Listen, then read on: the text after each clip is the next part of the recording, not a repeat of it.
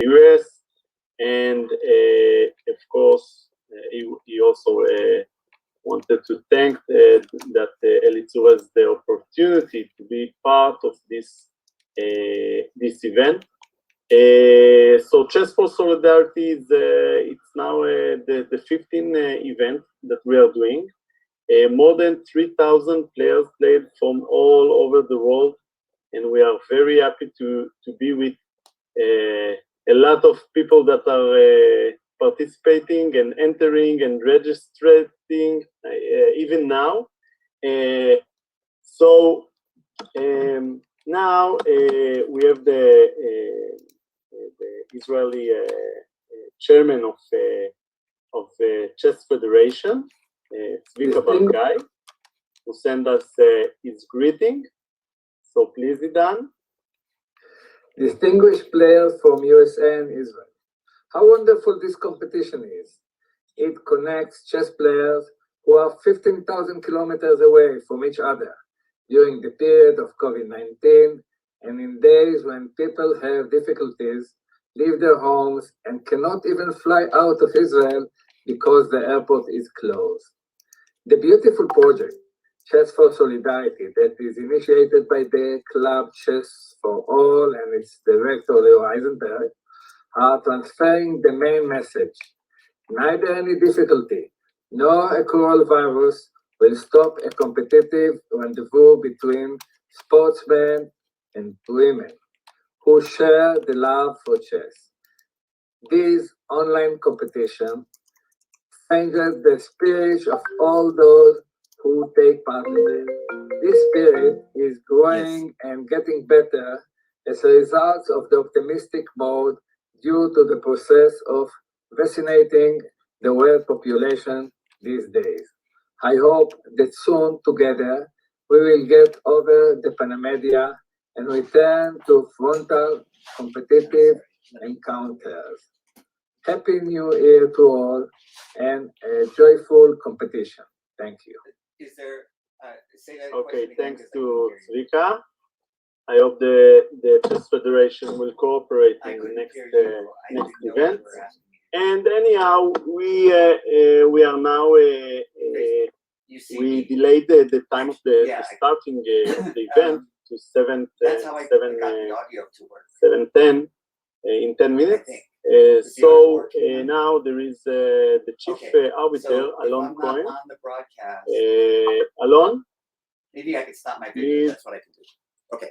Hi, Let me try that. Tell all Okay. the regulations and such. shalom everyone. My name is Alon Cohen. I'm glad to be with you. For any questions, requests, you can write me in the chat, and we will help you with our team.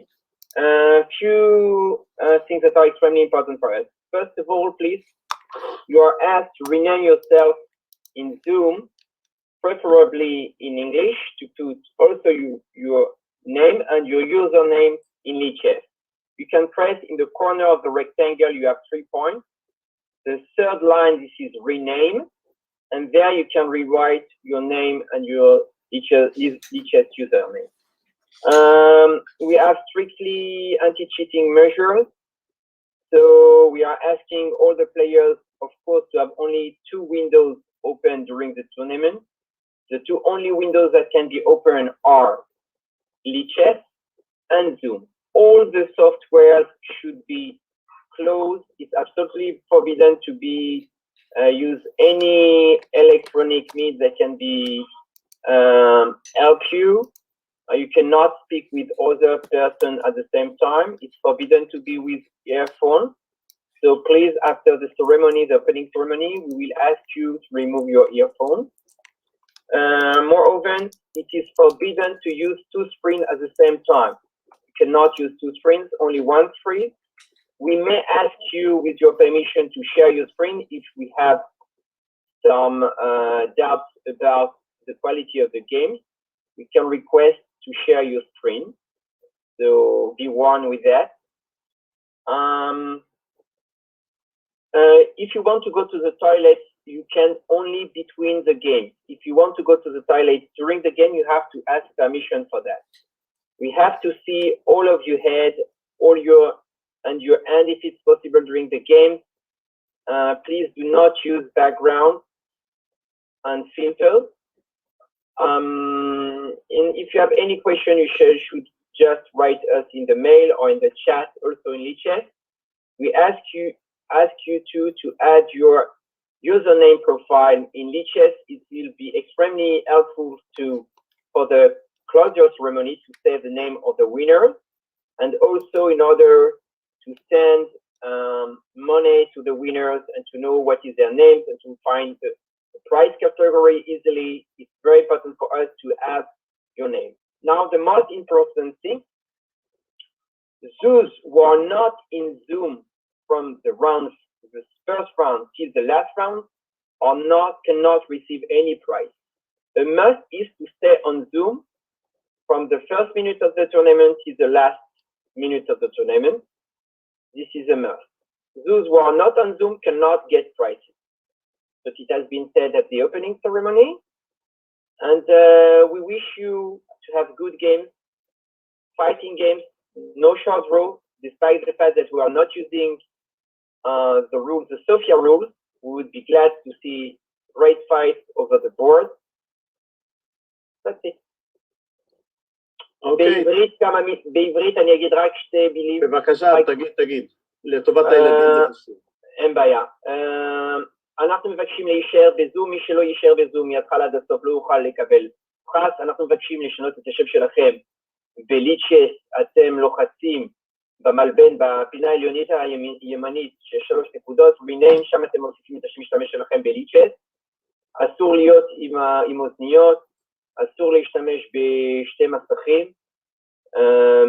כמובן, השתי החלונות היחידים שצריכים להיפתח זה רק ליצ'ס וזום. אסור לדבר עם מישהו תוך כדי, ואם אתם רוצים ללכת לשירותים, אם זה בין הסיבובים אין צורך לבקש רשות.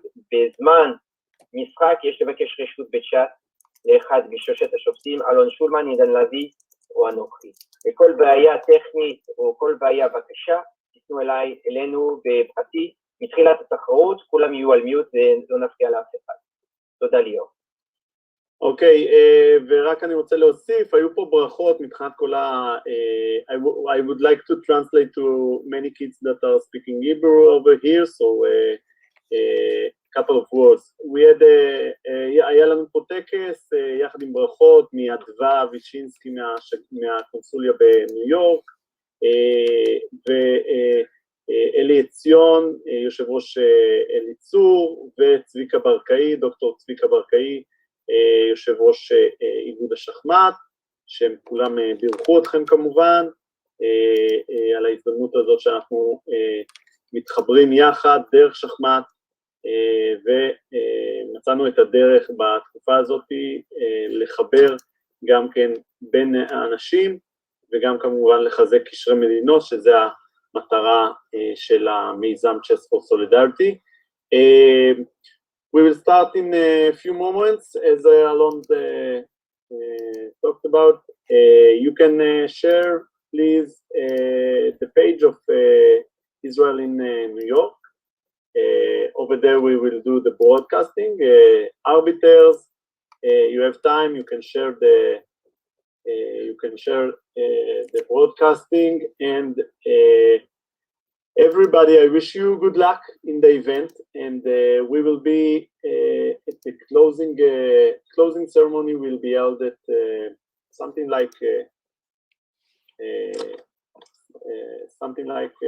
8:55 in Israel. That's 1:55, if I guess right, 1:55, something like that. Please, everybody, stay to the closing ceremony. And that's it. Alon, if you hear me? כן. אוקיי, אנחנו נהיה בקשר, אז you want something to add to your remarks? Yes, the persons that have problems to rename themselves, they can write me in chat and I will rename them. Give me your real name and I will do it myself. Just write me in the chat and I will change your name. Yeah, one thing, Alon, don't, אתה בינתיים, I would like everybody, and Alon is the the length of the tournament in Group C, it's 7 plus 3, okay? We wrote it 5 plus 3 in order that everybody will not be a problem to register. Yeah, we have to do it in 7 plus 3, okay? We have now, until now, 360 players or something like that. So it's a very huge amount, and it's very nice. We have 5 minutes until the starting of the games. So if anybody wants to ask something, of course, in the chat. I can tell who are the top players if you want. Yeah, we have, how many grandmasters do we have? 5 or something like that? 5, 6? Much more. Much more? Wow. Yeah. The leading players are as follow. We have a new GM that just had in the last seconds, Robert Unjaski. This is a top rated with 2,737 points Elo. After that, we have the international master from New York, Yakov Norovich. This is one of the top bullet world players, very famous one. David Gorodetsky. We have also Kate in Love. I'm asking you please to add your name on your profile because it's not, and if not, you won't be able to play. Danny Raznikov. We have the grandmasters Elshad Mordiabadi, originally from Iran, number 7. We have the international master Alon Mindin. We have the international master Michel Nedavora. We have the grandmaster from France that is playing also for Israel, Gabriel Flum. We have the grandmaster Avictor Birchowski. We have he has a low rated rating because he didn't play such many games on Lichess, but I expect for him to be in the top 5. The grandmaster Sergei Ehrenburg. I have a strong relation with Sergei. He was the Israeli champion at 2000, the year of 2000, and it's really great. Great to see you, Sergei. We have Alberto Santos from the US. We have Victor Bielkowski, and we have many FIDE masters and very strong players also. National masters in the tournament B with 124 participants. The leading player is Omri Michael, and just after Nebo Ophir, as far as I remember, is very young, but they are the most dangerous, so BU has been warned. We have Gil Alpert and the first Felix Duke is the first American, number 5. They are the leading players. And the third tournament, we have 80 participants for now. The leading players is Shark, but I don't see his name, so please, arbiters, please request the leading players to add their name in their profile. If no, Alon? We have, yes.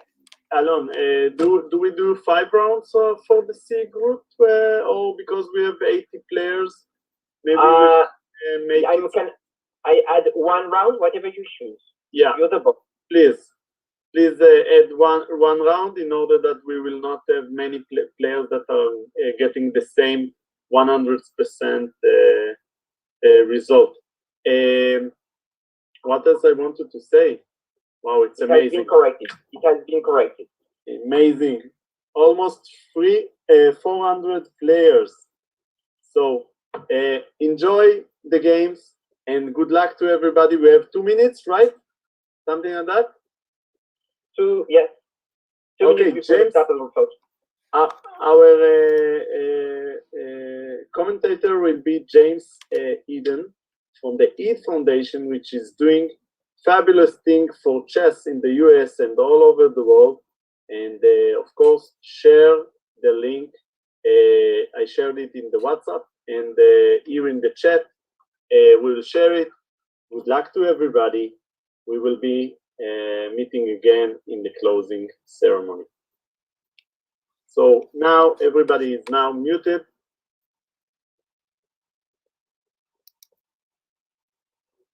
Good luck.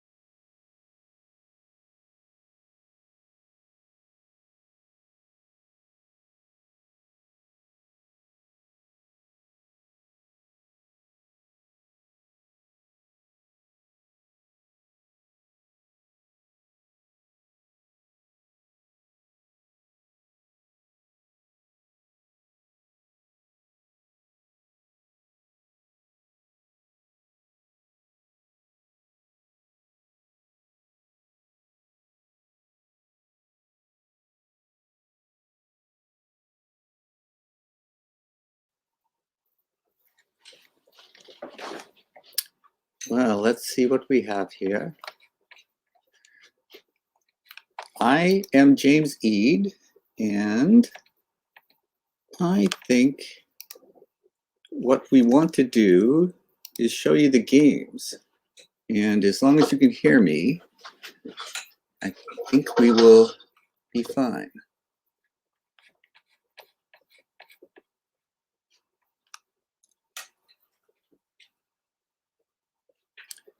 So when the tournament starts, we'll start to share the games in progress.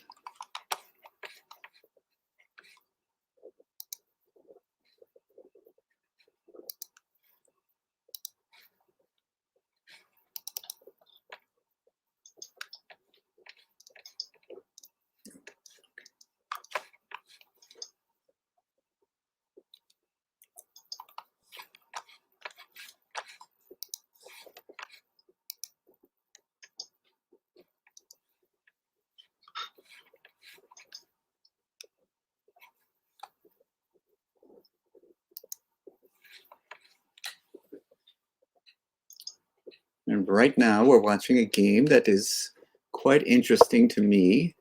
Did not recapture the pawn because the knight guarded it. So now he's threatening to take the knight, which is guarding the pawn.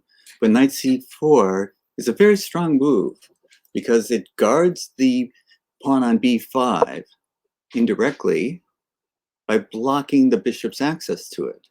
Now with b3, he's forcing the knight to move, exposing the b5 pawn again. So now, again, it looks like this is a disrupting move, b4. This is the kind of move that makes me think white has misplayed the position. And now white's compensation is the two bishops, but look at the pawn structure. White's pawn structure is crippled, black's pawn structure is pure. Now if you count the number of pawns, 2, 4, 6 for white, 2, 4, 6 for black. So the pawn structure being crippled, it doesn't seem to me that the two bishops is adequate compensation for that.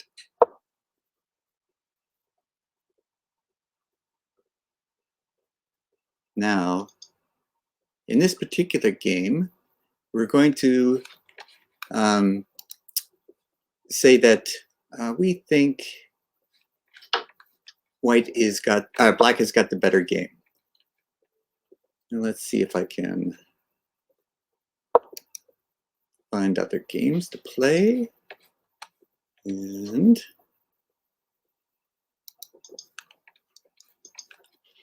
I have lost my way, as I do. Can I go back one more? There we go. Now let's look at another game in progress. This one looks very strong to me. I don't know what the handles are for everybody, but looks like black is a grandmaster and is up material at this point in time. Although it's a little tricky, it looks like black should be able to survive and make white pay for, but it's not clear to me. It's not at all clear to me what's going on here.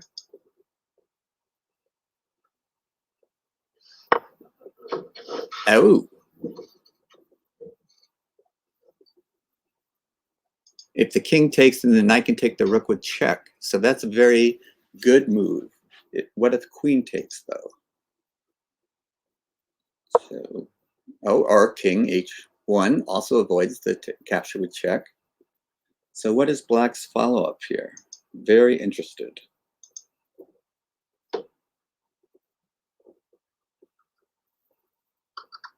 I wouldn't play the queen to e7. That looks like a stronger move. Now, queen to h8 check, king takes, and the pawn can capture the knight on e3 with check. But it does not look like that would be sufficient mating material. And it would look like black is just up material, but I'm not positive. But white is also low on time. There is an increment here. So it's going as predicted. And now what is, oh, so if queen takes or king takes the bishop, the queen will pin it with queen to h5 or force the trade.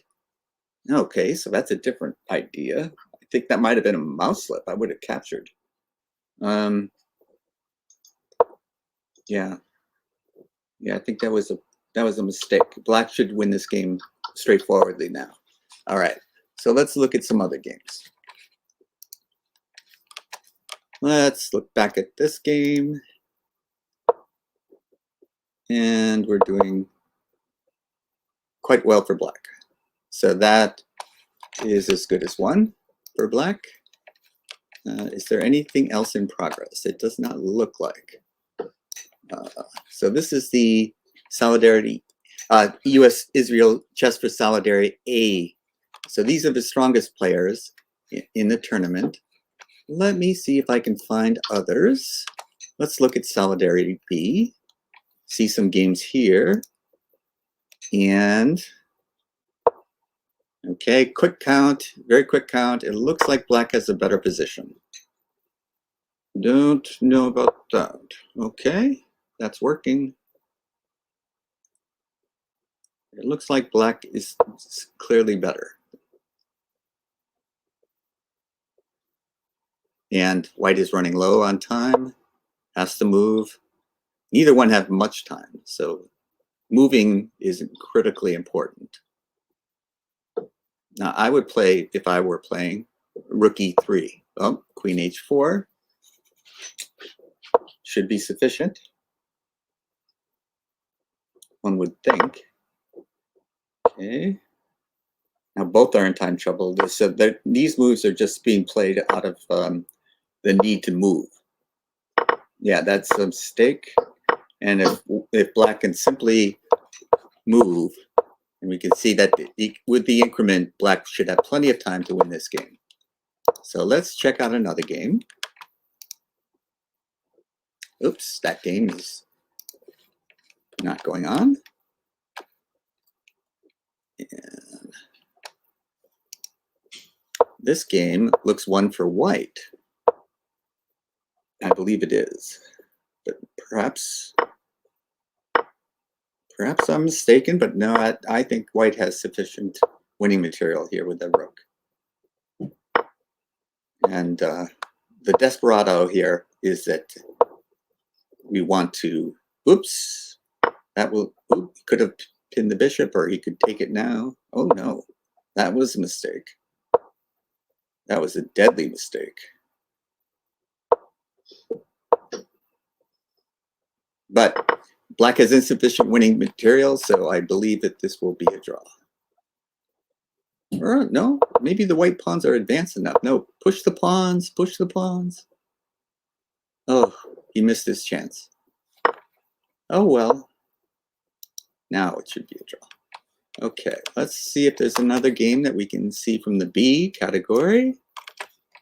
And it looks like this game, oops, again, I don't know what I did wrong there.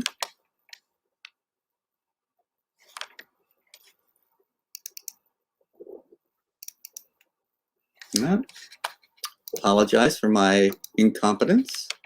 Let's look at the C games, see if there's anything going on of interest here. Now this game is interesting in the sense that black has material advantage in terms of pawns. You do a quick pawn count, you see that white has 6 pawns and black has 7. So if all other things are equal, black would have a significant advantage. Not a winning advantage necessarily, but a significant advantage. So black is taking his time to think about this move now. And it's not clear to me that white has a good center and the ability, if the white pawns could move forward, there may be some compensation based on that. But otherwise, I would say that black is superior here. This does not mean winning, but it does mean superior. So let's look at if we have other games in progress that we can concentrate on. And I think that most of these games are pretty decisive. I can't see one that I think is as interesting. So I'm just checking to see if there's one that we could talk about. And this one is an interesting one. Again, we do a quick pawn count, 6 for white, 7 for black. But is that an advantage or not? I don't know.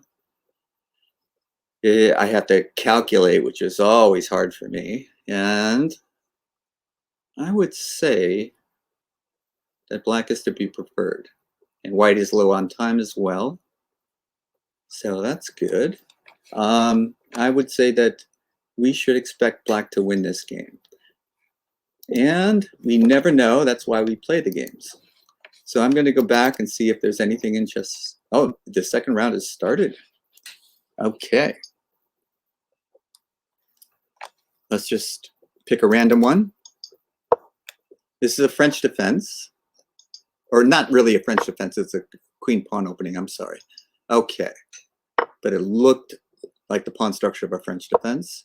And it is quite common opening. But white has not used its white c pawn. And so the white c pawn on c2, the knight on c3, and typical queen pawn opening, that will lead to passivity. And so you can see that black has 2 pawns in the center, white only 1. And that will be a long-term slight strategic advantage for black. So white is immediately striking at the center to mix things up and to change that. But it will still leave black with a pawn advantage in the center. But this is complicated now because of the threat of e5. The knight is pinned to the queen. So now these are tactics again, which is not playing to my strengths because we have to calculate. Is the material advantage of e5, pawn takes e3? Yes, and so that I don't quite understand. So you're thinking that you can play takes and what? e5? Yeah, okay. Now the knight is pinned, but you do throw that in for what that's worth. And I think it's worth quite a bit. Can you play bishop takes knight here, for example? No, probably not. So how about bishop e7? Freeing the knight, forcing the capture. That just seems to be leading to a better position for black. Oh, he throws that in. Is that decisive? I don't think so. This is getting very interesting. I don't know what to tell you. I think knight takes pawn might be forced, but I could be wrong.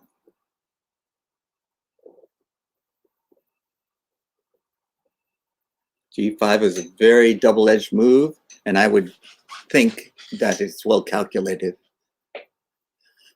So, from what I can gather, I think, yes, okay. This seems to be a clearly better for black. I will just go out on a limb and say that. Okay, anything else? Anything else that we should be looking at? Okay, this looks like decisive, and let's see what this is. Oh my goodness, decisive. What a nice game by white. Oh my goodness. Look at that. Pawn captures, yes. So the white wins that game. Very nice. We caught it just in time to see a brilliant sacrifice. Now, this game is unusual. I am not sure. Let me count the pawns. 2, 4, 6 for black, 2, 4, 6 for white. Count the pieces, and 4 and 4. Okay, so it looks, I like black center better than I like white center, but that is a very cursory analysis. Don't hold me to that. Okay, so now the point is that white is threatening to take on c5. So is black forced to capture? No, he says no. Oh my goodness. This is very interesting to me.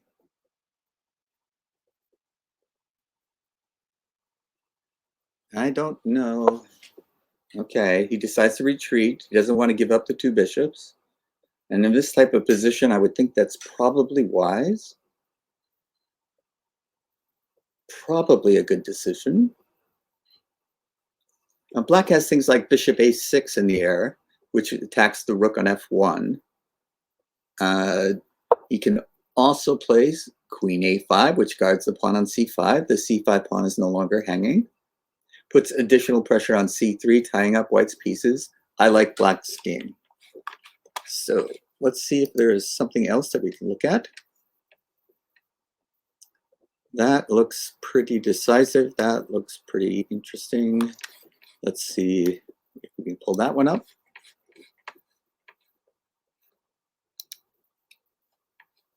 Now you can notice here that if you go 2, 4, 6, 7 for black, 2, 4, 6, 7 for white, the pawns are equal, pieces are equal. What's going on here? The pile up is on f2, but it seems adequately defended. Now, white is low on time. Will that be a factor? It does not look like it. b4 is not really much of a concern because you're not threatening to take on c5. It doesn't really change matters. Okay, so now he's going to trade off 1 set of rooks. He's hoping to anyway. And he does. Now white has pinned the knight to the queen, so now white takes that out of the play. So interesting. Usually if it was just queen and knight versus queen and bishop, you kind of favor the knight. The queen and knight combination is usually superior to the queen and bishop combination. But there is a rook on the board as well, so that changes the dynamic slightly. Still, that knight causing problems. Okay. Because rook e7 would be met by knight e6, I believe. And that knight on e6 will be a bone in black's throat. I don't know. Ooh, trying to force the trade of queens, which black does not want to allow. Now he pins the rook, but that square really is the knight square. But he's saying, black, what are you going to do? Okay. Again, you still have a protected passed pawn on d4. That in any ending, that will be a very large advantage for black. So white is just, I think, missed out here. Now the knight on d3 would be the ideal blockader. So this game is not over yet, but white's time pressure. Oops, this game is over now. And let's see if there's any other action. There's more games going on in the first section, Solidarity A, Solidarity B. Let's see what's going on there. Okay, that looks lost for. Okay, what's about this? This is 2, 4, 5, but look at the 2 passed pawns on the queen side for black.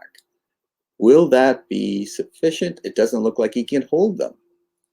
So I like white.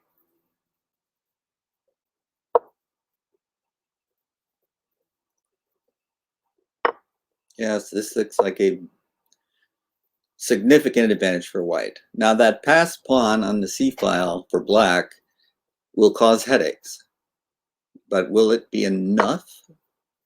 White says no, I'm just going to scarf pawns. Now he can advance the c pawn, and he does. So this will cause some headaches, but I don't think it's enough. Could only have so many headaches before you just don't care anymore. Okay. Now that's a problem. That is a problem. I don't know. See, black is going to try, and that's the answer, isn't it? That c pawn, well, is going to fall. There's no two ways about it.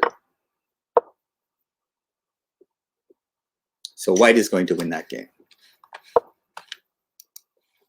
It may take some time, but white will win that. Now, this game is interesting. I don't know. That was a mistake. Or was it? I spoke too soon, yes. Okay, white should win this game as well. Interesting competition all over the place here. So let's go back to Solidarity. Let's check out Solidarity C again. Let's see what's going on in this.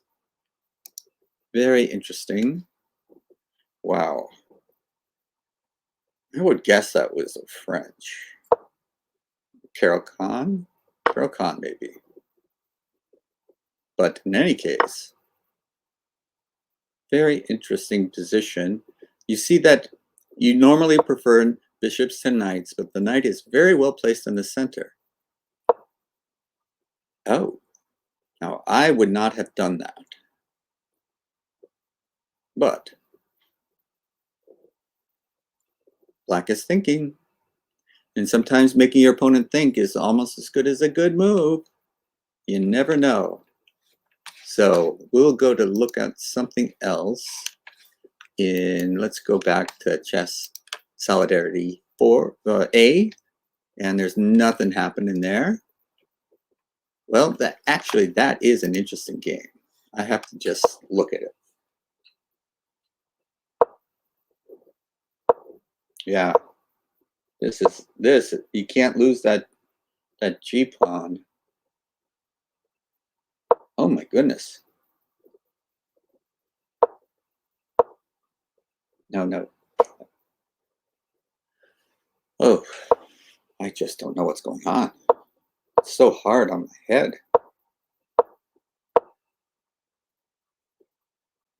It's like you gotta move, black. That's it. Gotta move. Yeah. Oops. Yeah. Gotta move. This is the thing about these online chess tournaments with increments. You just don't know if you're in deadly time pressure or... Oh, they agreed to a draw. Okay. Well, that's fitting. That's a fitting result there. All right.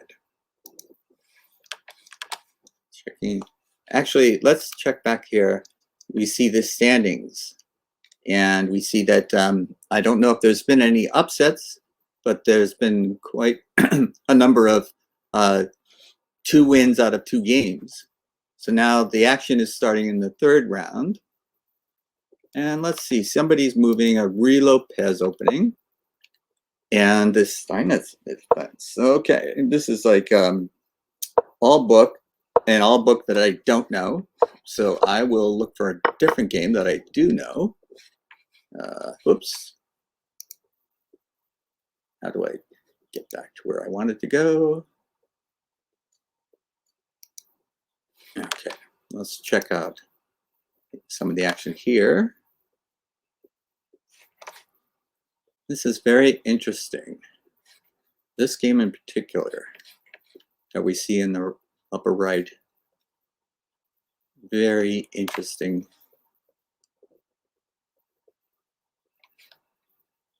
Got the extra bishop, but the pawn structure is crippled. Those are a question of taste very often, whether or not you would want to play one side or the other. And I think I'm kind of the guy who would say I like the knights, but there he goes. Oh, and he doesn't bother repairing his pawn structure. Interesting choices. Everybody plays different because everybody has their own style. Now, let's look at these games. Let's look at this one in particular. I like black here. Again, it's a lot of this is preference. What do you prefer to play? What kind of game do you prefer to play? Okay, knight is running out of queen is running out of squares. The knight is attacking it, but e4. But sometimes one square is all you need. But bishop d3 can be uncomfortable. Yes. Queen g4 looks forced. You attack it again on the g4 square, so the queen is getting knocked around. But is that so sad? Too bad, so sad? Or is that fine? Okay, hits it one more time. One square to go to. Is one square enough? Hard to say.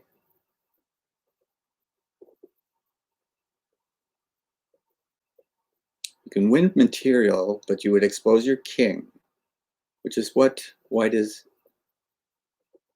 wondering if he should do.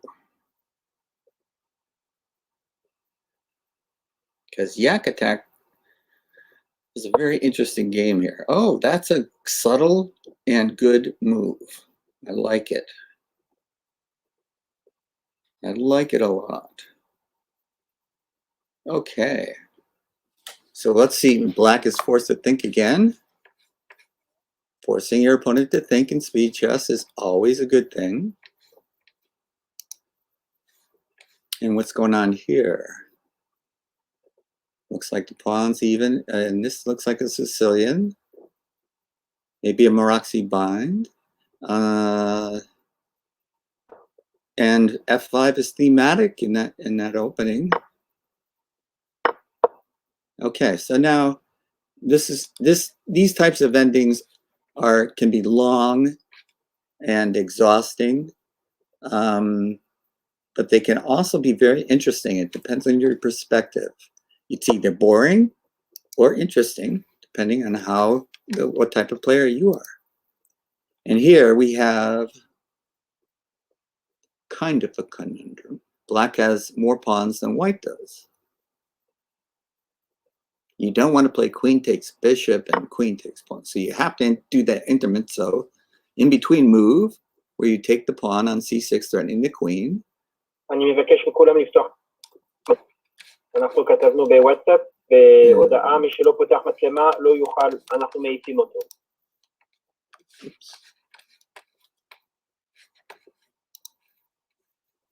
So let's see. Let's go back. Let us go back. I apologize for my clumsiness. Let's go back to Solidarity A.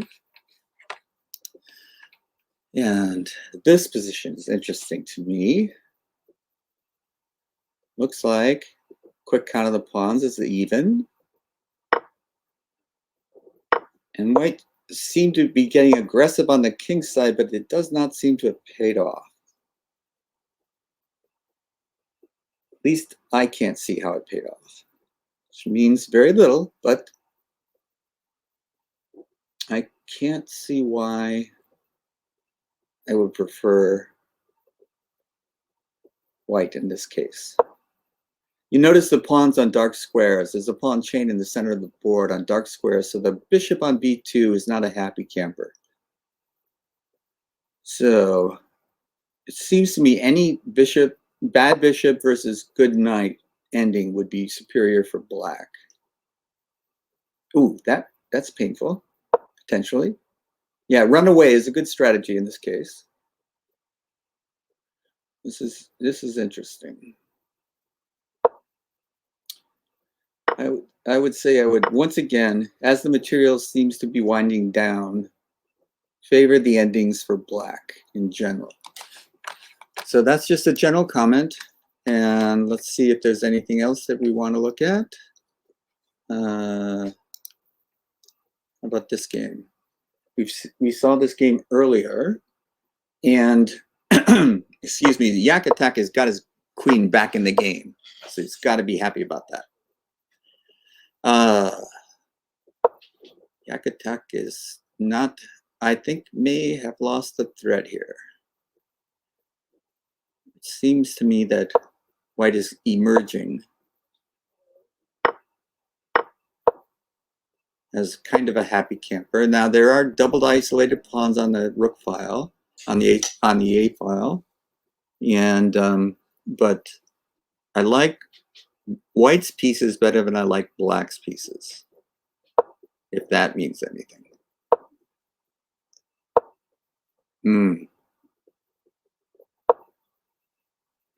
Okay, so now the pawns can be uncrippled. So now what is the, oh, it looks like black is the exchange up. I'm sorry, I did not factor that in. I count pawns, but not pieces sometimes. Yeah, black should be able to win this, I would think. I could be wrong, but I think that looks like a significant advantage for black. So what's going on over here? Can we take it? Whoops, I didn't mean to do that. Let's do that.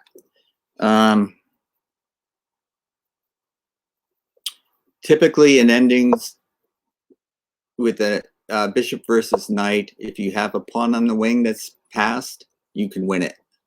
So that's what I'm going to say. White wins this ending. And let's check another. That looks rough for white. Yeah. Okay. That's a black win. And is there anything else we should be looking at? This looks like a draw to me. Or unless, oh no, if the pawn is advancing. Yeah. I mean a draw. I mean a rook win. Win for black, sorry. He's got plenty of time. Yeah. Draw. Okay. Now is this game interesting? All right. Those pawns are crippled. I don't think they represent a significant advantage.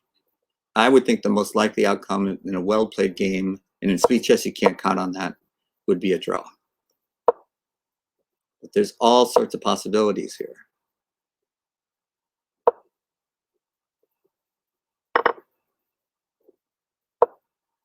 Yeah. Keep going with the king. No, that's dangerous too. Okay, we got trouble in black. Things are not pretty.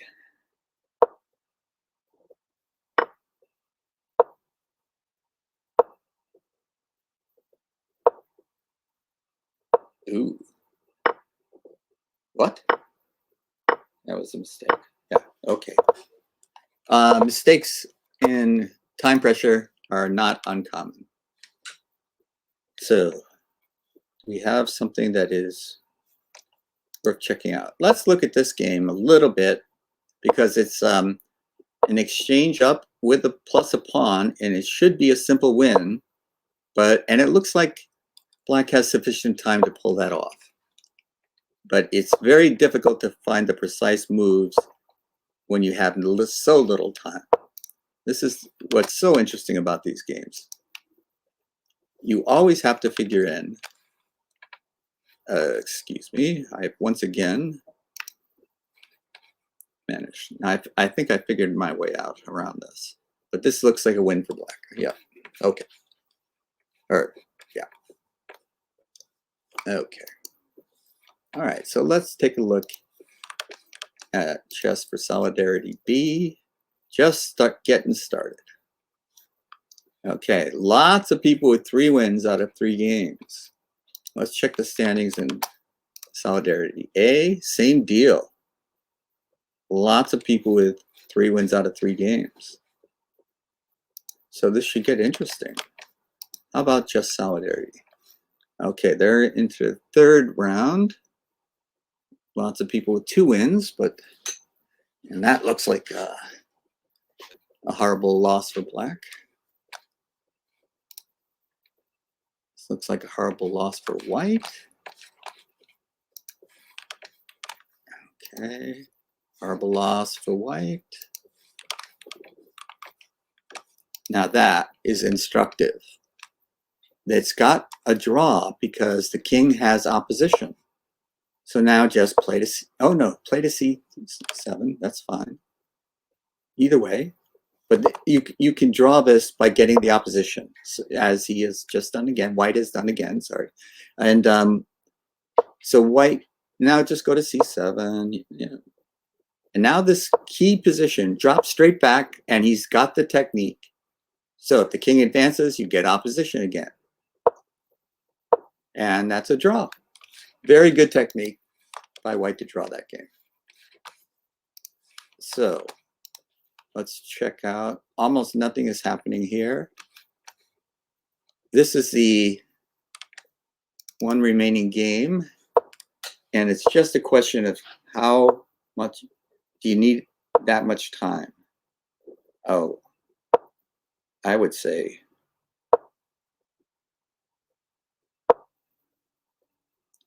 how much time does Black have? Seems sufficient to find the winning maneuver. Is that it? Queen? Yep. King takes and then king penetrates. Oh, I would have penetrated, but I'm not sure it matters. Oh, he's going to get his rook to the 7th, which could be devastating when the king advances. Yes, that was actually better technique than the way I would have played it. Yeah. Yeah, so anyway, you slice it. Okay.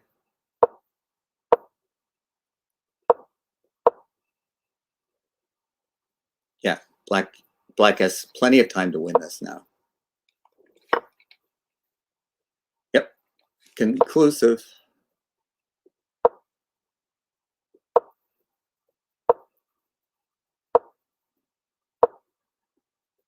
Ooh, ooh, ooh, I don't want to see that. All right. Any action here? There is action here. Let's check out this game. Okay. White has a material advantage, superior pawn structure. I think there's no question that White should win this. All right. Anything else? Anything else of interest? Somebody's got 4 wins already.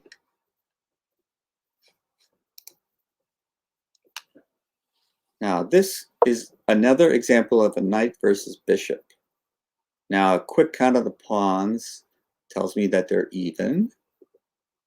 Black's pawns are slightly crippled, but they're also bringing up a strong center, but the dark squares are covered completely. The white squares are weak in the center. So it looks pretty even in the center for me. And White's queenside majority should be decisive. You can't advance right now with the knight on d5 hanging, but maybe a move like queen b3 to protect the knight. Well, that walked right into something devastating. So that's the result of that game. Let me look for another game that's interesting to me. Not caring about anyone else but me, but this should be a win for White. Not too interesting. I didn't see the material difference there. Okay. Does there look like anything else decisive? I think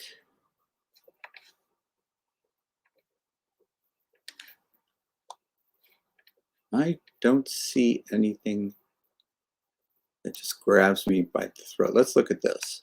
2 bishops versus 2 knights, even number of pawns. Oh, white has a pawn up. It looked to me like he could recapture, but not so simple. Well, that seems to... Okay, so are the 2 bishops versus 2 knights worth a pawn? That's the question that's before us right now. What does your gut say? Oh. You're giving the pawn back?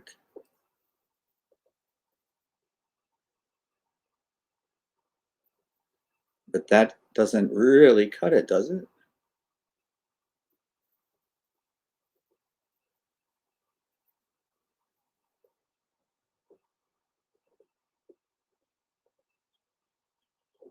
Yeah, that seems to be the response. And maybe white overlooked that, because it seems to be a pretty devastating response. So now I just think that this game is, well, I have to think now, because that looks bad. Yeah, I was just going to say it looks like a clear win, but I was wrong again. Now it's not clear. Bishop versus knight. Pawns on both sides of the board generally favor the bishop, but this is hard to call. White's saying that it's fine. I'll play this ending. No problems. Black says, you might be right about that. Okay, it's not clear to me. Not at all clear to me. Okay, I can study this for a long time. And let's see if there's anything else going on. So far, still just a 1+4. Many games in progress. Many games in progress. Let us check out Solidarity B. Many games with +4, but now not that many. So let's see. Is 3.5 good enough to get prize money? What's going on here? It looks like a convincing win for black. All right. What about this one? That's a pawn up, but is it sufficient? Looks like it won't be. At least to this guy. No, you can get in trouble this way. Just take it. Yep, just take it. Yep, okay, go after his A-pawn. Yep. I tell you, I don't know how many times all of us have lost games because we didn't count the pawn moves correctly. Blue queens first could be a big deal. Now, white is still a pawn up, but the queen checks, and it's just a rook pawn. What are you going to do?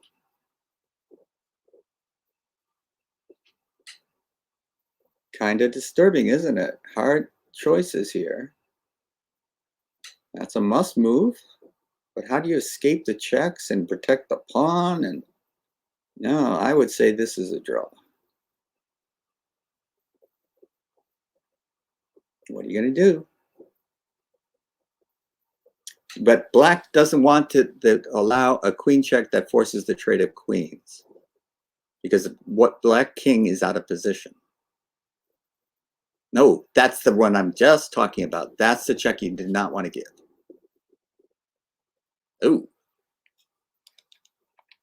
Okay. All right, that's very instructive because the king is out of position, can't stop the pawn. So is there another 4 there? Okay, there's a lot of action going on here. Let me check the standings here. Still just 1-4. Let me check the standings in Solidarity C. Okay, game 3 is underway and looks like we have a lot of things to talk about. This has always been kind of interesting to me because Black's pressure on the C file looks like it's very concerning. But it also looks like Black has a lot of counterplay based on the bishop on G7. It's going to control the long diagonal. And what does White have? White has pressure on the D6 pawn that's going to fall, making that D pawn a passer, but it's going to be a weak passer. Now, I never would have done that. I would have just taken the C2 pawn without a thought, because I'm thoughtless. And I do think that the pressure on that weak D pawn is going to play a factor.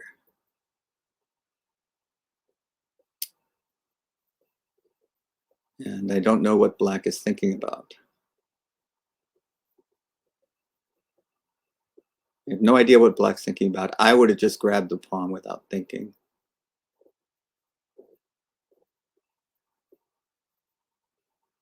Let's see if he does. Okay, yeah. That looks like White miscalculated. Should have taken on D6. Okay, is there anything else? Anything else that catches my eye quickly? All right. This game looks instructive in the sense that White doesn't care about the pawns so much as he does piece placement, which looks very strong. I would have played knight d5 there, threatening knight takes pawn check. But there are many ways to play this type of position. Yeah, that's what queen a3 runs into, unfortunately. Yeah, now White has lost his chance. Knight d5 was superior and would have probably worked. Okay. But we still don't have any conclusive results in round 3. One conclusive, 3 out of 3. Okay. So let's keep checking. Okay. There might be a, this is round 5. That's a loss for White. What about this game? Oh, you know, with queen and rook endings, major piece endings. Oh, White won. Okay. I guess, did Black run out of time?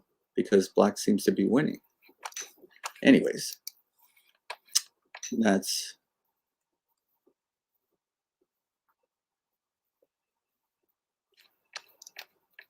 I have lost track of where we are in this tournament. This is why I wanted someone else to help me with this commentary, because I lose track so easily. I'm an older dog.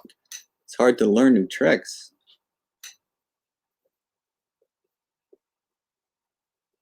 That looks like a painless draw. Oh, he tries to do something different. Can it be done? Ooh. This takes guts. I don't have the guts to play like this.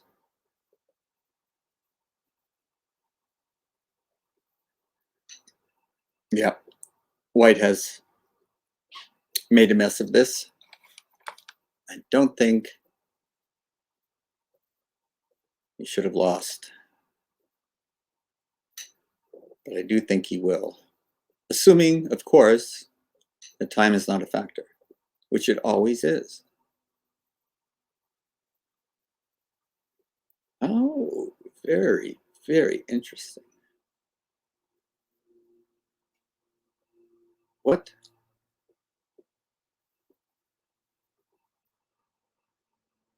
I think the proper result of this would be a draw.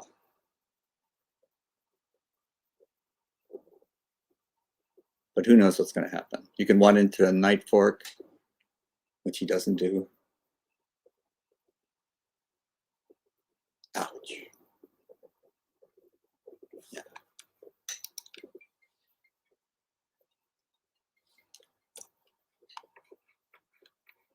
Okay. So it still looks like we have a lot of 4s there, even though we're getting some more results. I wish someone was here to explain that to me. Now we got 2 5s, a couple more 4s in games in progress, a couple of 4s with 1 loss. So Solidarity B looks like it's getting very interesting.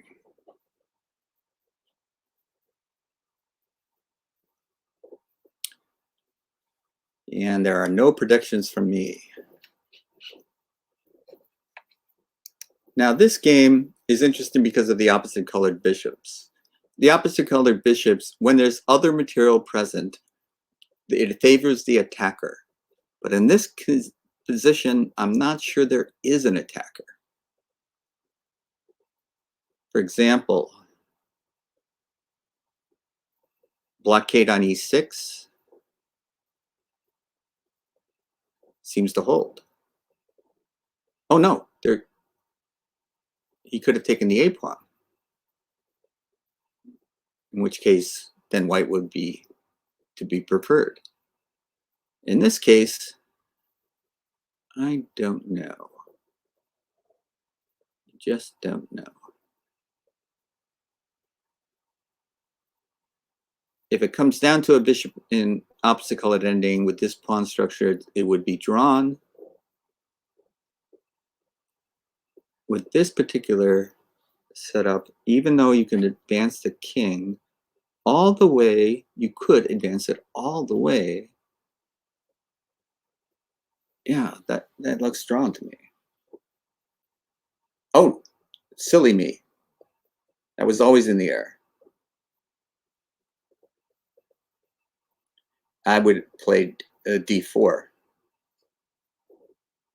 And then bishop d5, attacking the a pawn.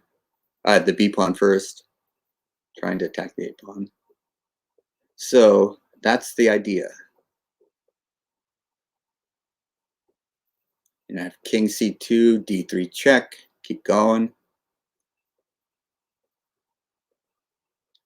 So these can still be tactical, even in the ending, even with bishops of opposite colors.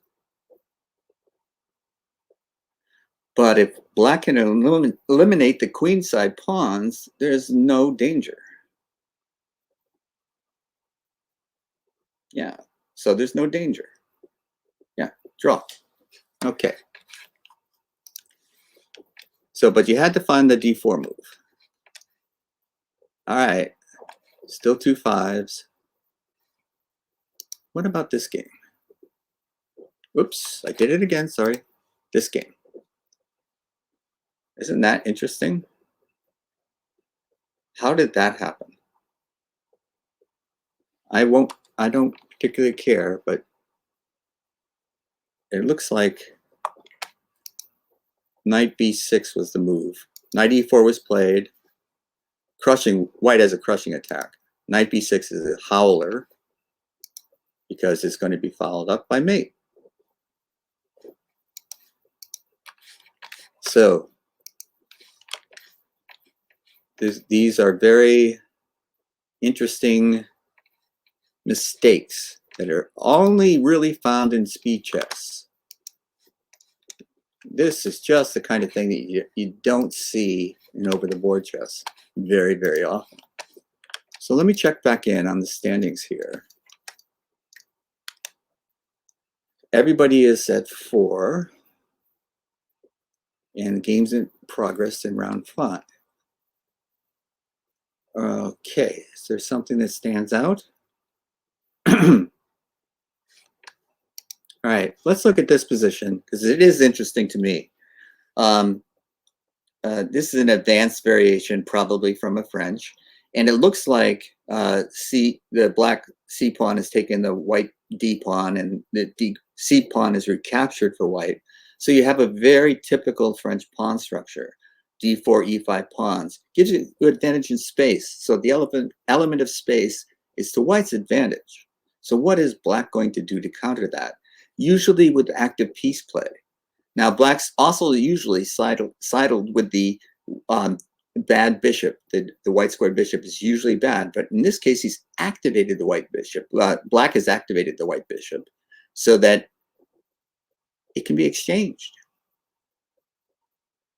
And then the remaining dark squared white bishop is not to be preferred to black's much more active black squared bishop. So this is what I used to do as a French player. If I could trade the white squared bishops, I could win almost any ending. I didn't care what other pieces are involved, as long as the 2 remaining bishops were involved and my bishop was superior, had better mobility. That was the way I approached it, and your mileage may vary. So let's check to see if anyone else is doing anything of tremendous interest. It looks to me 2, 4, 6, 7, 2, 4, 6, 7.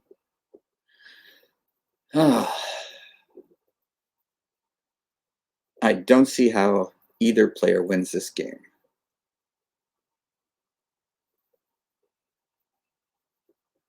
Black's king is more active, but there's no penetration squares. So I don't see how that's a significant advantage. So I would think that that game should be a draw with best play, which never happens. All right. What about this game? That F5 is very forcing. You either have to play G5 and say I'm attacking, but then you lose the knight on E4, so you can't. And if you can take the pawn on G4, then you really aren't too scared about any kingside attack. So I kind of like black, not having analyzed it at all, which is the way I usually play. Seems to me, okay, but then that pawn goes away. What's not to like about black's position? I see no advantage for white. Yes, the pieces are aggressively placed on the king side, but I don't see any benefit to be gained from that. Black's pieces are also placed well defensively. There doesn't seem to be any weakness to exploit. Of course, the G6 square cries out to be, oh, C5. That could be a way to proceed. Bishop B1. Now is the G6 square. Is there any way to capitalize on the G6 square? I don't see it. Doesn't mean it's not there. Oh, hello. Uh-oh. Well, there's a defense, which is that, which seems to hold. Unless that is a problem. Good golly, this is an interesting game, and one I did misevaluated upon first glance. That would seem to hold. That was my instinct. But now, the situation has changed. One of black's key defenders has been removed. The pawn structure has been harmed. It is an extra pawn, so you can lose one of them without crying. Now that knight looks like it's going to want to go to E6. Oh my goodness, that is a rough move. What? Okay, my head's spinning. I just don't know what to think. I think black has survived.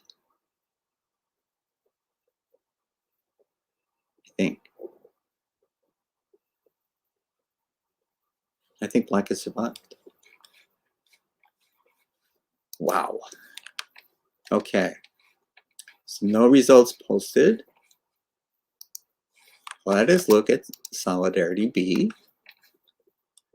And many games in progress.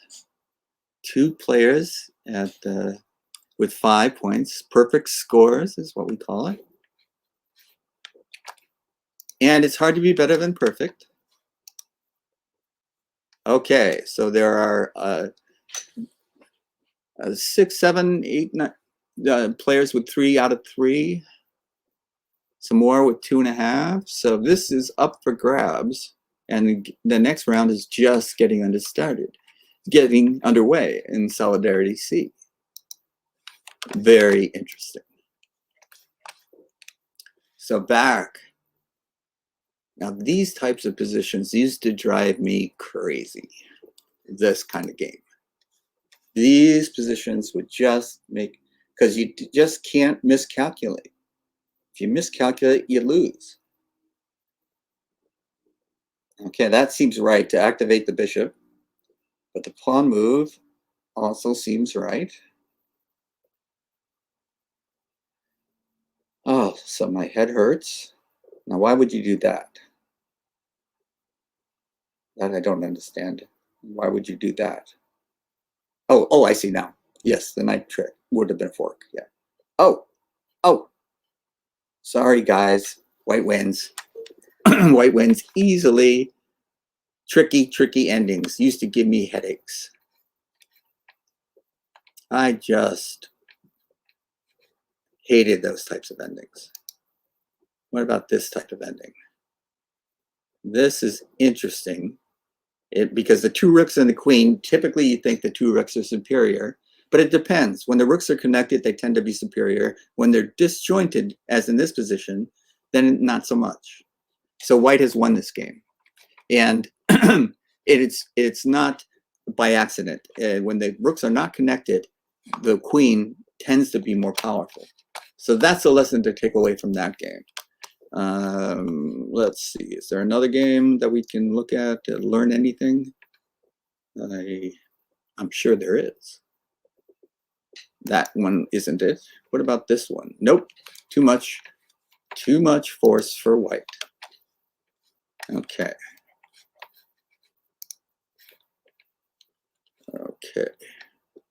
Nope, too much force. Those all look decisive games to me. Okay. So we have some more 5s. 2, 4, 5 5s. Very, very nicely done. Solidarity B. We have now some results in. Excuse me. One of those 5s has a loss. The other are perfect scores. The other 2 are perfect scores. And there are 3 4.5s now.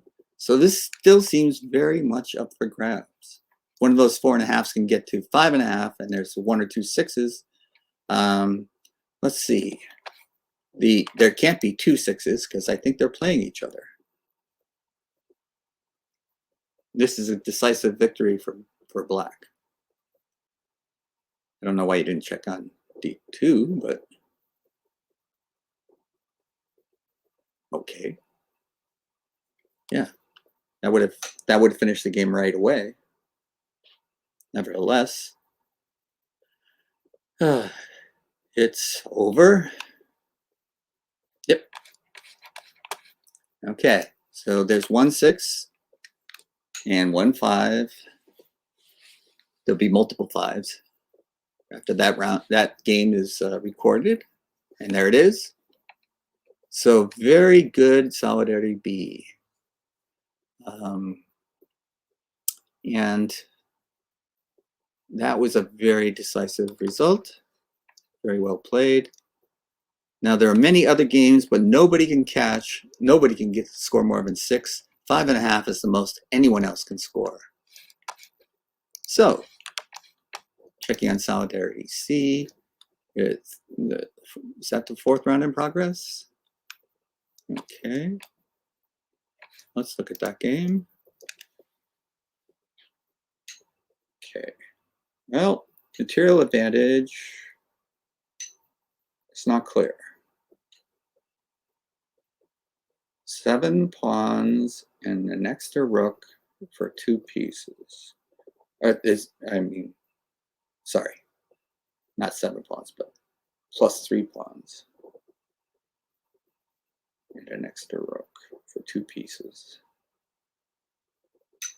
That should be all she wrote. Oh, never go forward with the king in these positions. In my experience, it's only asking for trouble. And if you ask for trouble, you will find it. That has also been my life story. Now, many games in progress, some of them have finished and have 3 out of 4, but none of the ones that would +3 already, perfect scores, have had decisive games. And see, this is how you can get in trouble when you advance your king. Protect your king at all times. King safety is a primary purpose. One of the primary elements of chess. Taking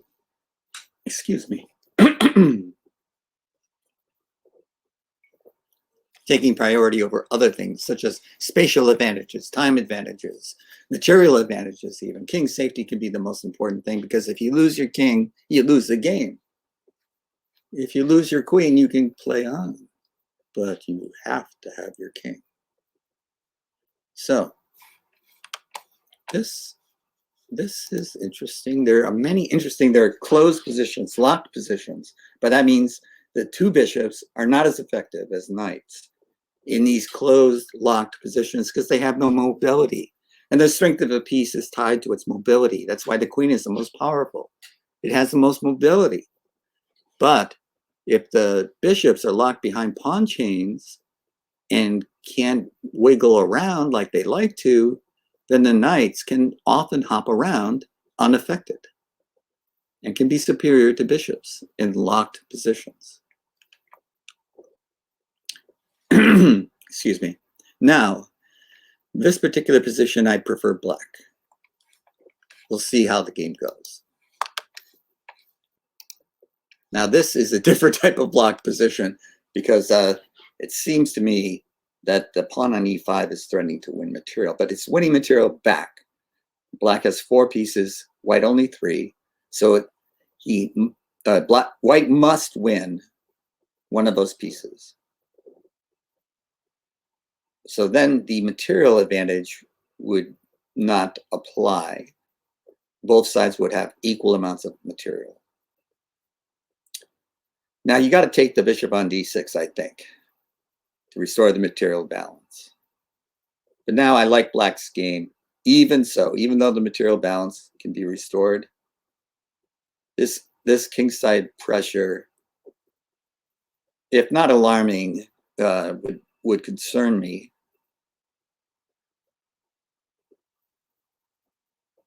Oh, and if you can make them run away, then it's not as concerning.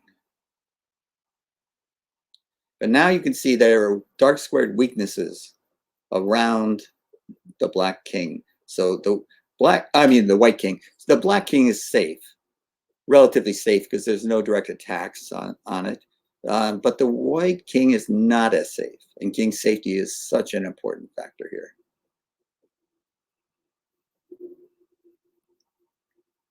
But this game is far from over. Very interesting. Yak Attack is once again being very aggressive. Okay. Lots of 5s in action, followed by 4s in action. You don't see too many draws in games like this because they're typically decided by tactics. And tactics, unless it's perpetual check, generally speaking, do not result in draws. So here we have some more action. Still 1-6 person with 6, and that's a full point lead over everyone else. The closest contenders have 5. And the person in second place has 2 draws, which is just what I was talking about. That's rare. So this is our leader having white. It looks like some sort of Sicilian, where white is getting very aggressive. Now black is not cowering in fear. Black is saying, I have no weaknesses. You cannot attack me. Neener, neener. But is that true?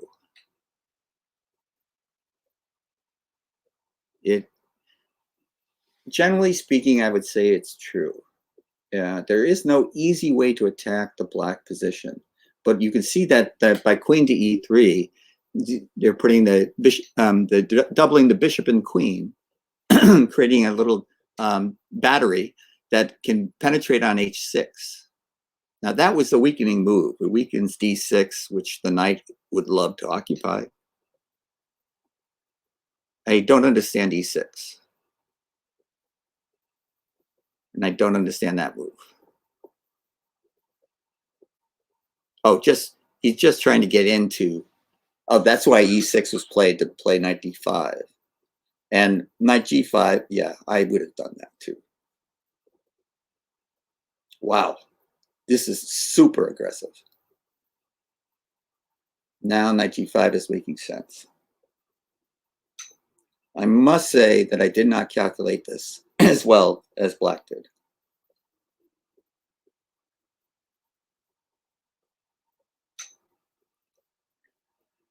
Yowzer. That looked forced to me, but is it sufficient? Oh, another reason to give me headaches.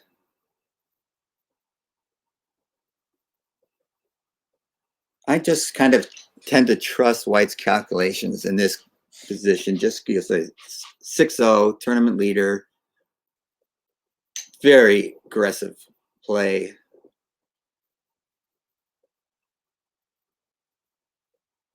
I just tend to think I shouldn't doubt the calculations that white has done here. That looked forced to me. You couldn't allow, and rook h6 would have failed. I mean, pawn h6 would have failed. Pawn h5 was forced, in my opinion. Still is looking bad. Okay, maybe, no.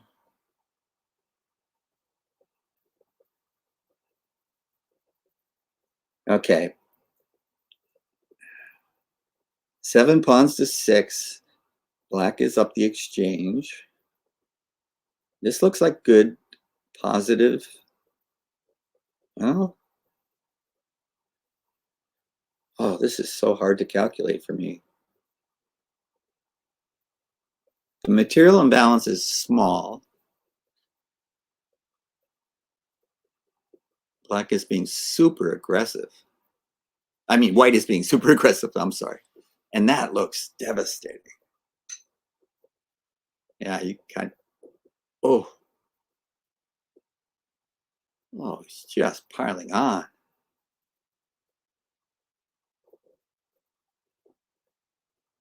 Oh, I don't know, amigos.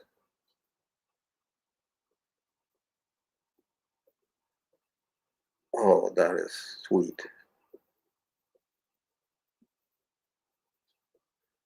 There goes the queen falls.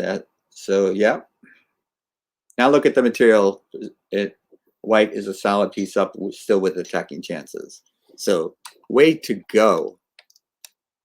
That's me. Okay. Good night, Irene. Yep. All right, so 6 will go to 7. A devastating performance by our #1 player in Chess4Solidarity B.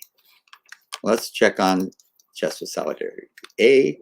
3 with 6.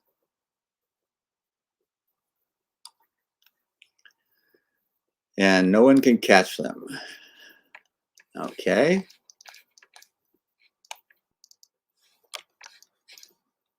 Now look at these positions.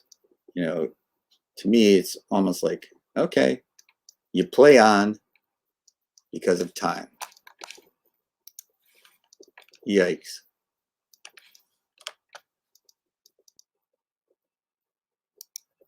What is it? Oops, sorry about that.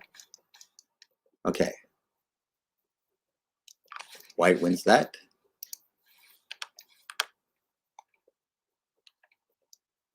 Yeah, these results are all pretty much in. So Yak Attack, Perfect Storm, Shrek Defeat, all with a perfect 6. Hard to do better.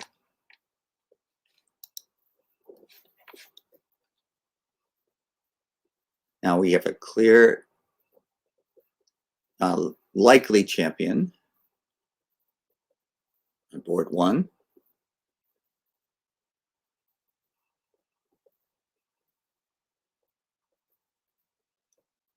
Logic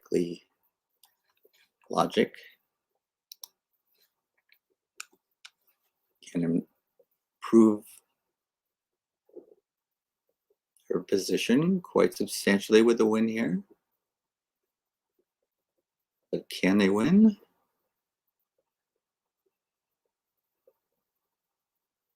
Yeah, keep it going. See, King C6, King B7. Oh, C6, come on. Oh, inefficiency. Yeah, that is a brain tweezer too. What do you do here? E. Is that a draw? I don't know what to say. I think that's a draw. Oh, that was not the right move. No, it should be a draw anyways.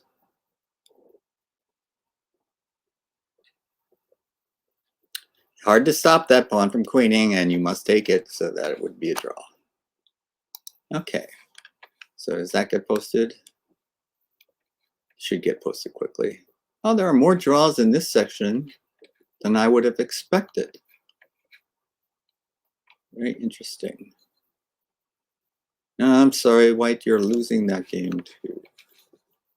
All right, so let's back up here. Check on Solidarity C. 2 4s, 3 3.5s.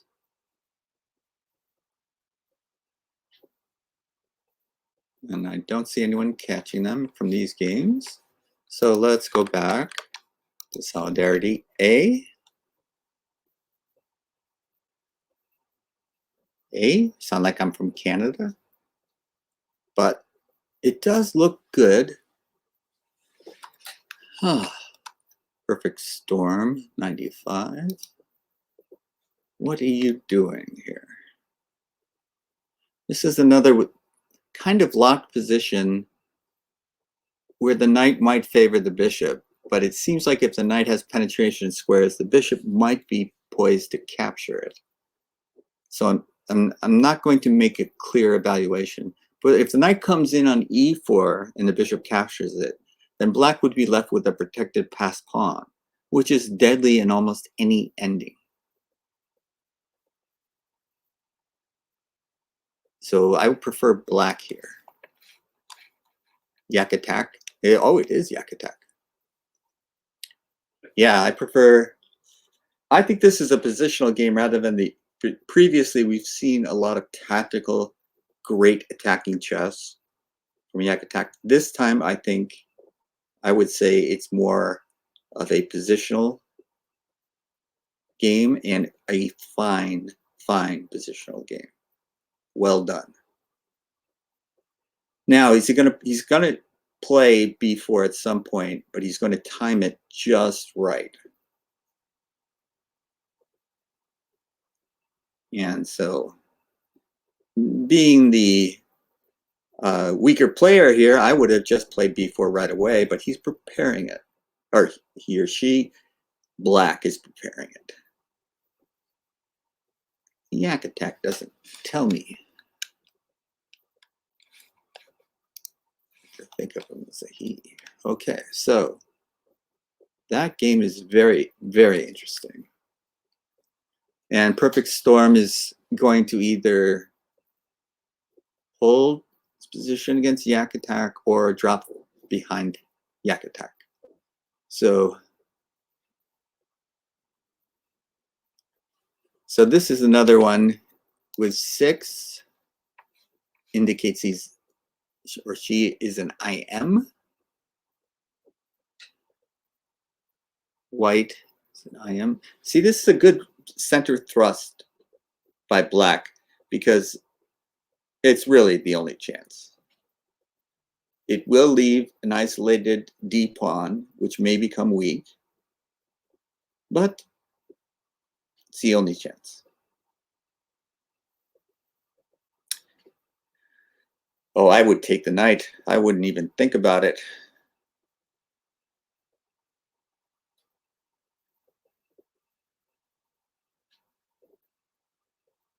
Knight takes knight seems clearly forced here. Knight follow with bishop to d4. And it would be another one of our, yes, and another one of our bishop versus knight endings. White does have the 2 bishops now. Black can eliminate that at any time. And then I think the bishop would be stronger than the knight in these endings. So I think white has the advantage. Let's see what happens. Okay. That's a good move by black in that position.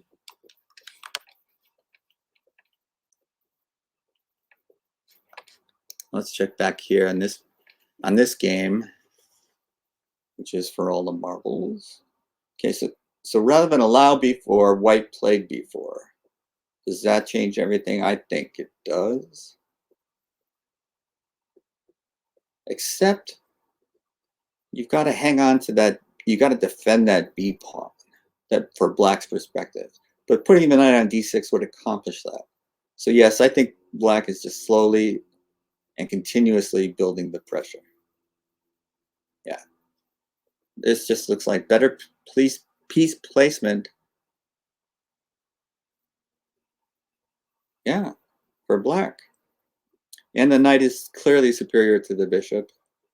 So this is does not mean that the position is won for black, but it does mean that black has a significant advantage.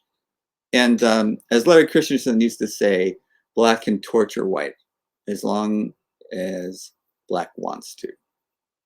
Can just move around, and white always has to find the right defensive moves. Just threaten to improve your position. Just keep putting the pressure on white. White's always got to defend. Always got to be thinking, what is black up to? Black has no worries. So it's a stress-free game for black, but it's a stressful game for white. Now, let's see. Perfect Storm has done a good job of hanging on and may survive that. Maybe. So let's go back to look and see if there's any progress here. Okay, so we both, white has the C3 pawn is doubled and is isolated and backwards, fairly. It's not technically isolated, but it is backwards. And cannot advance to C4 without capture. Black has the isolated D pawn, which white is trying to put pressure on. But yeah, it doesn't seem like either side can make much progress here. So I would think that this would be a draw. Ooh, was that a mistake? That's forced. H3? Yeah. Ooh, black may have made him boo-boo.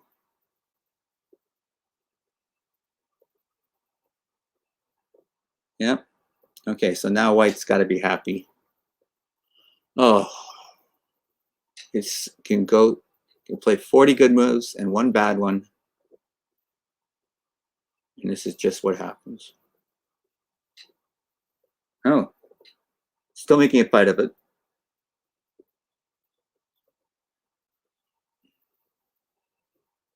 Gotta like white though. Whew. That looked like good technique there. Cutting off the knight squares. The G4 pawn for white is cutting off the F5 square from the knight. The F3 pawn is cutting off the E4 square from the knight.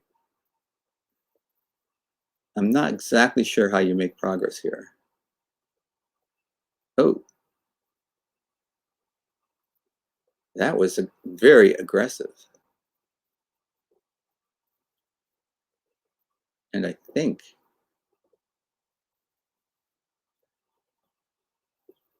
quite possibly a mistake.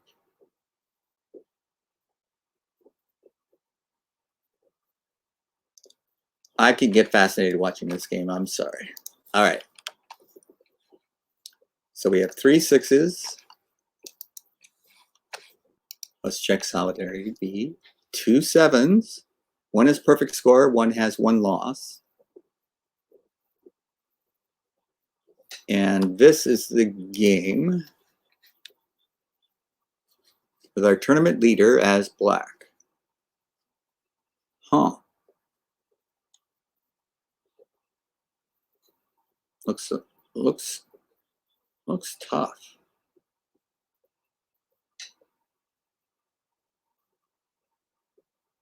Ooh. Wasn't, yeah, that was made either way.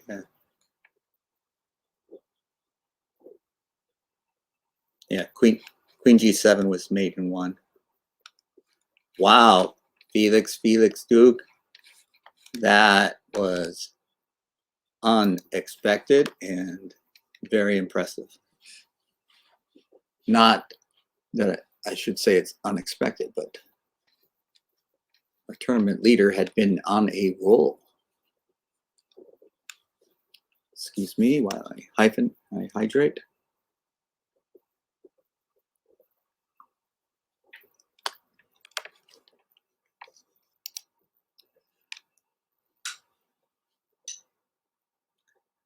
Okay. It's like black is solidly up in material in this game. Logically. Logic impressed us last time, and I think should be impressing again.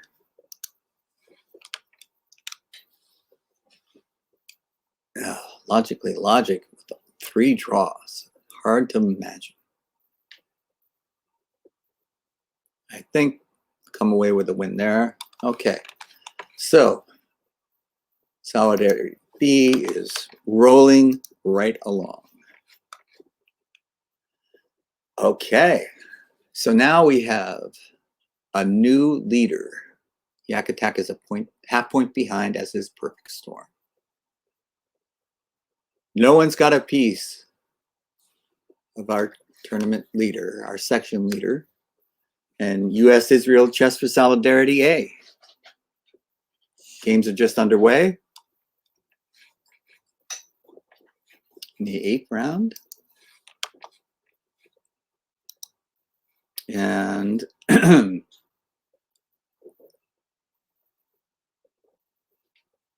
these teams finishing up? I think so. Okay. So we'll see the results, but no one's going to catch the tournament leaders there. No one left to play. Let us see. Solidarity C.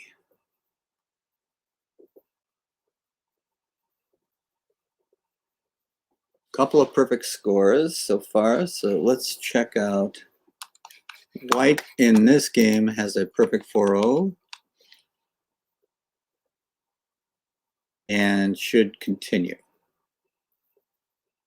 The devastating material advantage should be sufficient to win. So that would continue the perfect score, 5 out of 5. And who else has that chance? The person as black. So, okay, we will have a clear tournament leader. That's my prediction after this, with a perfect 5 out of 5. And the next best score will be 4. So a full point lead to our tournament leader. Very, very well done. Okay. Any action up here now to talk about? A dodge. Who plays dodge? I think it was a dodge. I don't know. Maybe F5 came late. Okay.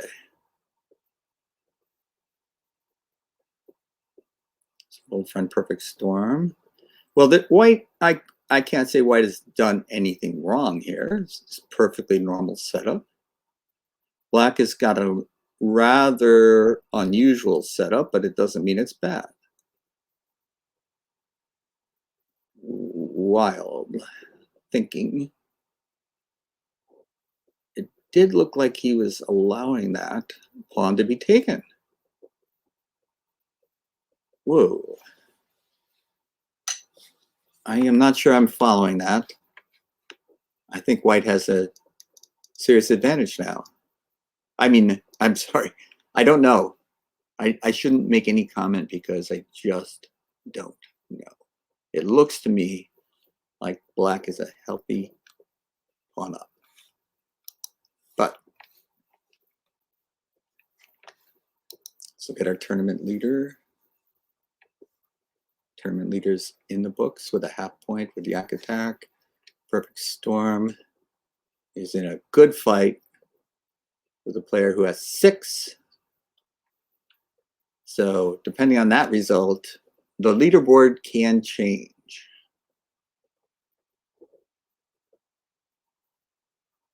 Everybody has been nicked. All right. That's quite intriguing. It's really still up in the air. So let's do C again. Has anything changed? 4.5. 2 perfect 4s so far, still playing. Now, I predicted this game would be a win for white. I still hold to that prediction. I see no reason to alter it. Even though in this case, the black rooks are connected and they will be a tough nut to crack. This is an overwhelming material advantage for white. It is just a question of time and technique. All right. So who is... I don't think board 8 has any chance of getting in the picture. But that looks like a clear advantage for black. So NB12, where are you on the tournament board leaders? You will get to 4.5, which would, you know, that's in play. That's in play. Well done. Let's check here. This game was befuddling to me.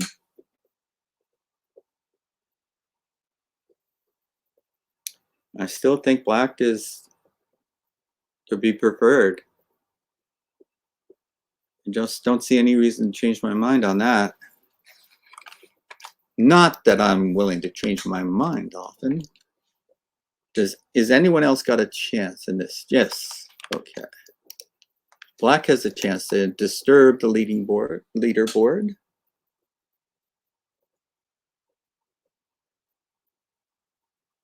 But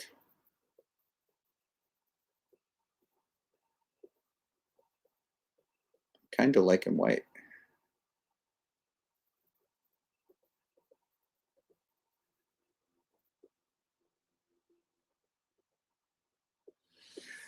See, the protected passed pawn in the center for white will be superior to the outside, the queenside pawn majority for black in most endings. Now, of course, I'm always talking in generalities here, but that will generally be true.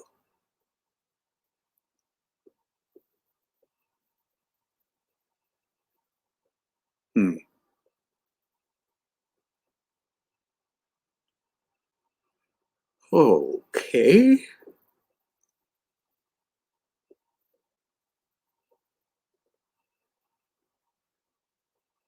Is that right? It looked like a mistake. Yeah, I don't think that was a good way to play it. It does take away the pawn's protection. So maybe I'm wrong. Oh, yeah, I was wrong. Oh, nice. Nice game, Black. So, don't listen to me is the main lesson there. Okay. So we have a 7.5, 2 7s, a 6.5 with a game in progress, and 2 6s with games in progress. Let's look at Catholic. Okay. Yikes. That looks decisive. Yes. So unfortunately, you just took one right on the noggin, and we'll drop back from the leaders. An actual future GM is 6.5. A very real contender. Perfect Storm should, I don't know. I don't want to say. But I really like Perfect Storm's position. I should know better than to commit myself, but if I don't commit myself, who will? Yep, that did it. Okay. So 7.5, 7.5, followed by 2 7s, 6.5. Good tournament. Really interesting. Final round pairings will mean a great deal. And probably some of the leaders have already played themselves, so who knows? Now, our former leader is now the leader again, but Felix Duke is in the mix. Oh yeah, didn't we see that game? Or is that a repeat? I think, what's going on here? Someone, I didn't have enough coffee. It looks like this exact same game. All right. Anyone else? Medusa? Sorry. Ooh. White just puts the hammer down. Looks like, but is it sufficient?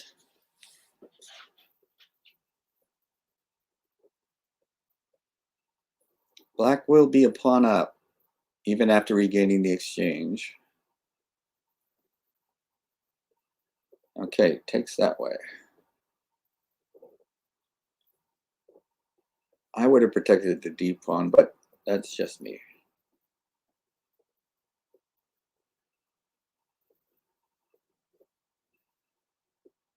Now, what about Queen G4?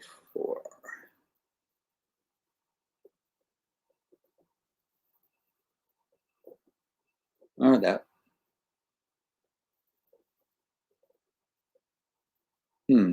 Not impressed. That looked like a mistake. But no, 96 covers and attacks, but you drop the pawn back. I don't like that move.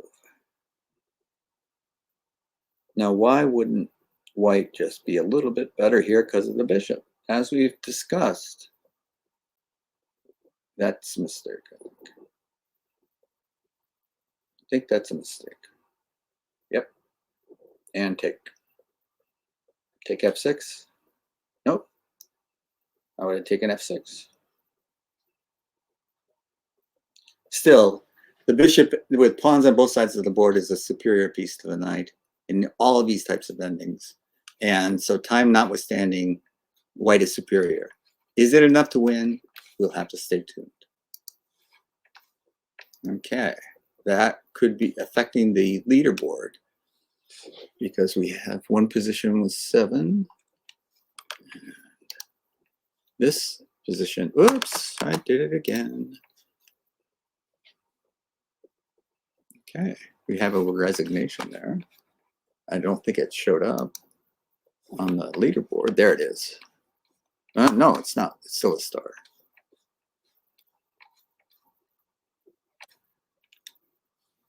Eventually, there we go. It's changing to 8 now. So there's 2 leaders, each with only 1 loss. So the tie breaks seem to favor the person in number 1. Wow. And I don't know. There's 2 7s on the board with games to be played. Noosa, Guten are both of them, so only one can advance. Ouch. Well, white is winning that. Yeah, that's just, yeah, okay. This is the last game. Can either player influence the scores? It does not look like it. So the leaders, all with 8. They're a 3-way tie for first. The tiebreakers are as illustrated on the board, 1, 2, 3. Okay, what a tournament. Fantastic results. Everyone is to be congratulated. That was wonderful. Okay, so that's Solidarity B. Let me check back in with Solidarity A. Awesome, still awesome. Very, very unclear to me what's going on here.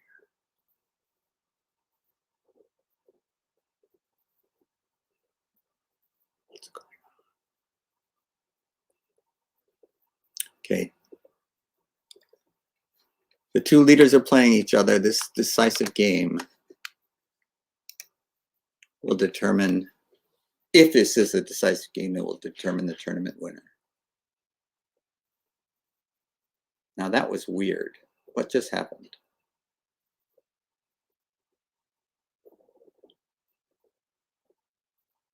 Oh, I see what just happened. Okay, that wasn't weird. There's a tactical threat. Knight e5 was a good play.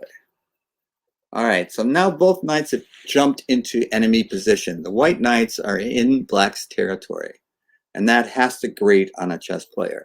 You don't like other people's pieces in your territory. Now, white's development has been pretty much flawless. Quickly castled. Black is yet to castle. Yeah, I'm afraid I like white, but black has nothing to complain about. The pawn structure is solid. There's no long-term weakness. The white squared bishop is blocked behind the pawn on e6, so that could be a weakness. Can white get in e4 at any time? That might put pressure. It's an interesting game. Not clear to me. It's not decisive. Certainly not decisive. Now, where's Yakutak? Okay. This could be another interesting. Oh.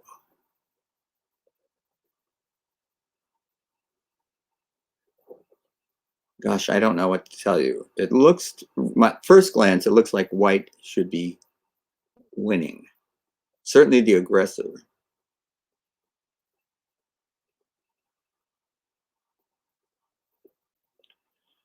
But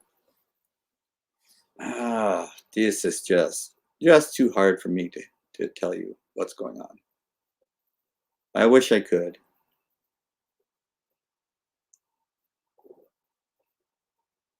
This is where I would really like a better player to tell me what's going on. Because I can't tell you. Just don't know. Yeah, this looks like white is making progress, significant progress, yes. Yeah, I'm going to give this game to white. Well done. Too bad, Yak Attack is one of my favorites from the entertaining games played early on in the tournament. Okay, but I don't have any favorites. Objectivity is required in this job. Okay, this game, I was going to say it was proceeding as expected, but that's not true on second take. It looks like white might be up a comfortable pawn.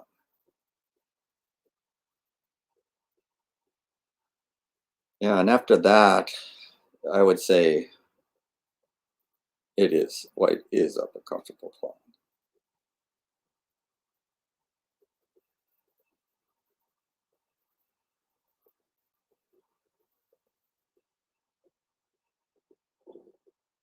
Which way to take? I'll take with a rook.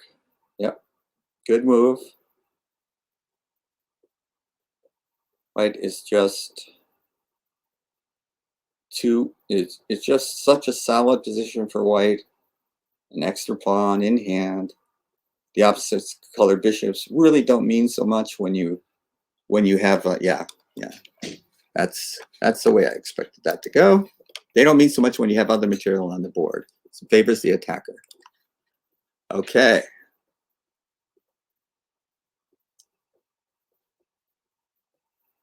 So we have a clear winner.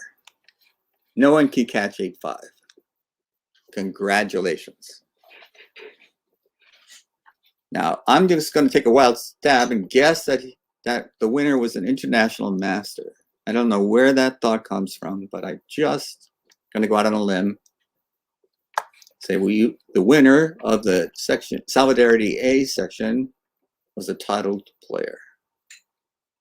Well done. Many, many entertaining games. I must say, this has been quite an experience to watch all these wonderful games in progress. Let's check on Solidarity B. That's done. The tie breaks are clear. Let's check on Solidarity C. Okay. Now, I think we still have clear favorite here.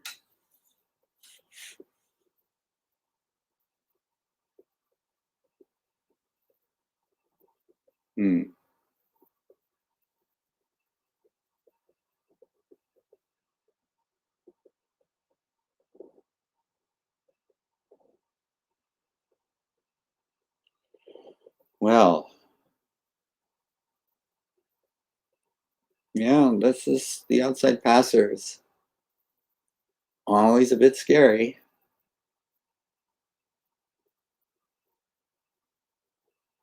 Yeah, that might win a pawn. Yep. So, looks like white is going to manage to do it again. Now, this is interesting. That's the way I would play it. You now have a protected pass pawn. Now, the A pawn is weak, potentially. But now you just have a clear protected pass pawn advantage. I think that white should be able to win that, which would lead to a clear superiority.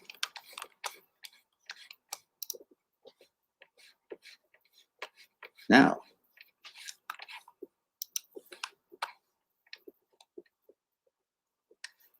oops. What game do we want to watch? What game? Take a vote, show of hands. Which game? I can't hear you. Let's look at this one. All right. Both kings are fairly safe. King safety being the primary element in chess. You must keep your king safe unless your opponent's king is less safe. All right, so now there's pressure on the c7 pawn. You can see the potential fork. Knight takes c7, forking the rooks on e8 and a8, but c6 takes care of that. No trouble. Even number of pawns, but white has an isolated d4 pawn, which it could be a long game, long ending disadvantage. So all endings from this point on would favor black because of the isolated d pawn. Now, you'd probably, it's, you know, there's pawns on both sides, so there's good parts about for having the bishop. But there's a pawn chain you can see on b7, c6, d5 that limits the bishop's mobility. If the bishop could get outside that pawn chain, the bishop would be fine. And now they're preparing to get the bishop into the game by bishop f5, in which case black has no worries. So this is pretty much a stress-free game for black.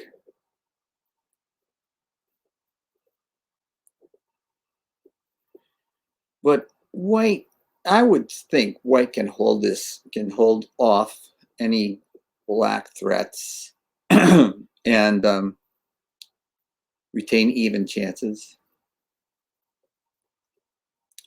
See, now the queen on d2, or maybe the rook can go, a rook can go to d1 to protect that pawn. But you see what the pawn can't be protected by another pawn. So it has to be protected by a piece. Well, pieces don't want to do pawn duty. They don't want to be guards of a pawn. Oh. So that was surprising. Leo?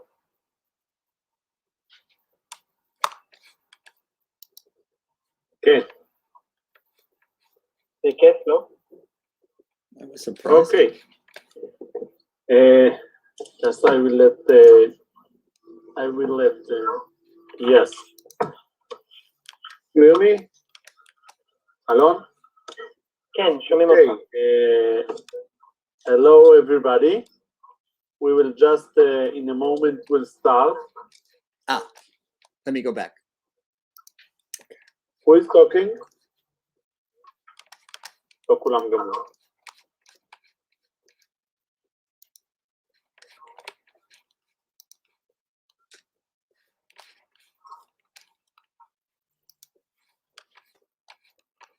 Okay.